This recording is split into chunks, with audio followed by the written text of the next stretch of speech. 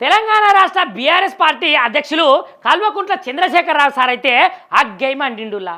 మరి సారు మామూలుగానే కోపపడడు, శాంతంగానే నిమ్మలంగా పనులన్నీ చేసుకుంటూ పోతాడు కదా. మరి ఇలా ఎందుకు కోపమైందంటే తేజస్వి సూర్య అనేటైనైతే ఎంపీ కదా.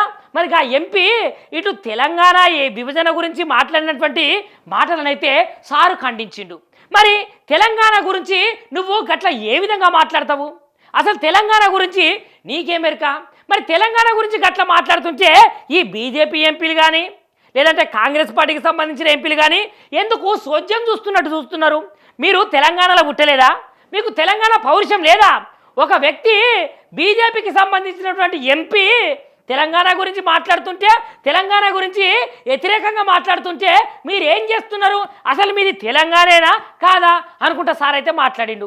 ఒకవేళనైతే అదే సభలో మన బీఆర్ఎస్ పార్టీకి సంబంధించినటువంటి ఎంపీ ఒక్కలైనా ఉంటే గింత మాట్లాడునాగైనా ఆయన తోటి ముక్కు పిండి తప్పకుండా క్షమాపణలు అయితే చెప్పించేటోళ్ళు కదా. మరి నిజానికైతే బీజేపీ కాంగ్రెస్ అయితే రెండు కుమ్మక్కైనాయి.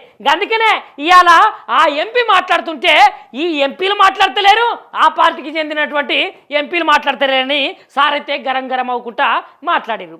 మరి గత ప్రభుత్వంలో బీఆర్ఎస్ పార్టీ ధాన్యం అయితే సబబుగా కొనుగోలు అయితే చేసింది కదా. మరి గాలెక్కనే ఇప్పుడున్నటువంటి కాంగ్రెస్ పార్టీ ఎందుకు కొనుగోలు చేస్తలేదు? కొనుగోలు కేంద్రాలను ఎందుకు తెరుస్తలేదు? మరి మొక్కజొన్న రైతులు అదేవిధంగా వరి పండించేటువంటి రైతులు రోడ్ల మీదకి ఎందుకు వస్తున్నారు? ఖబర్దార్, తప్పకుండానైతే ధాన్యం కొనాలి.